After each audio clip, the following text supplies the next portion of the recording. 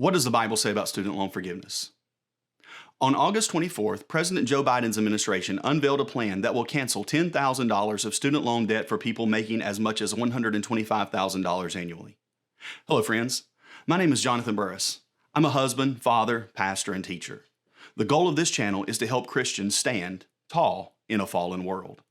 If you're interested in discussing the Bible and related events, this is the channel for you. Before we dig into today's topic, please be so kind as to click the like button below and subscribe to the channel. Those two things make a huge impact.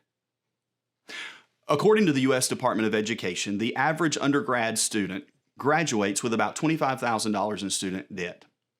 Under this new plan, the Education Department would provide up to $20,000 in debt cancellation to Pell Grant recipients and up to $10,000 in debt cancellation to non-Pell Grant recipients.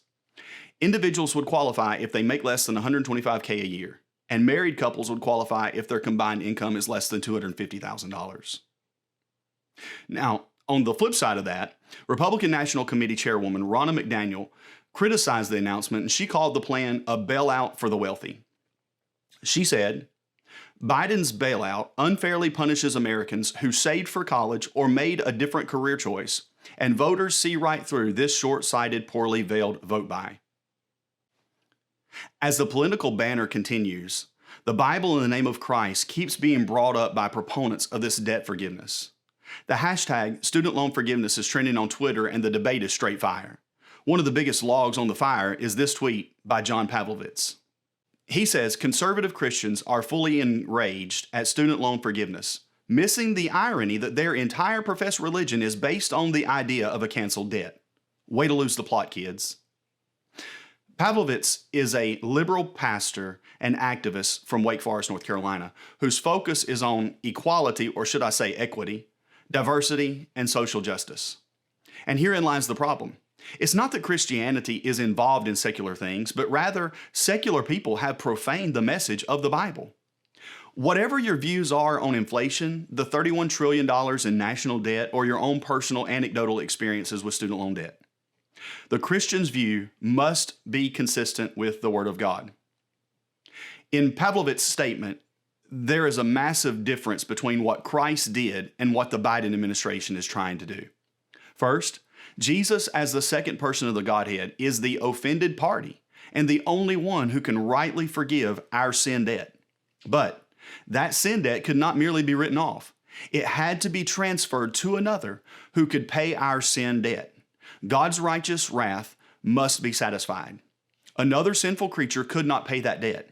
And, as Brother Kenny Baldwin says, when there wasn't a man good enough and when there wasn't a lamb white enough, God sent forth his only begotten Son to become sin for us that we may become the righteousness of God in him.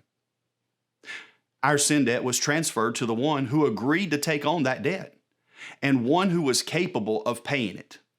Since he declared our debt, he alone was worthy to forgive it. Now that flies in the face of the argument being made in support of student loan forgiveness. First, the debt's not being forgiven. It's being transferred from the debtor, the one who owes the money, to the American taxpayers. We weren't signatory to the original agreement. We didn't agree to take on the debt of another. Therefore, the debt should not be placed upon Americans who were not a party to the contract. All of the Old Testament references to debt forgiveness were strictly between the debtor and the lender who were willing participants. Therefore, any application of those practices fall under the logical fallacies of red herring, equivocation, appeal to pity, and the bandwagon fallacy. So what is the correct position on this issue? Well, it's really quite simple. Numbers 30 and verse number 2 says, If a man vow a vow unto the Lord, or swear an oath to bind his soul with a bond, he shall not break his word. He shall do according to all that proceedeth out of his mouth. Psalm 37:21 says, The wicked borroweth and payeth not again, but the righteous showeth mercy and giveth. Romans 13:6-8 says, For this cause pay ye tribute also, for they are God's ministers, attending continually upon this very thing. Render therefore to all their dues, tribute to whom tribute is due, custom to whom custom, fear to whom fear, honor to whom honor. Owe no man anything, but to love one another, for he that loveth another hath fulfilled the law. In summary, there is nothing more unfair or unbiblical than transferring the debt of some to others without their consent. This is not Christianity. It's redistribution of wealth. It does not build strong societies. It divides. It does not produce equality or equity. It kills cultures and it cripples society. The free bread of the Romans merely made the poorest poor and the dependent more dependent. It was not a hand up, it was a hand out. Redistribution of wealth inhibits hard work and honest gain. And worst of all, it teaches that there are no consequences for our actions if we choose to live irresponsibly. And there is no value in working hard and paying what you owe.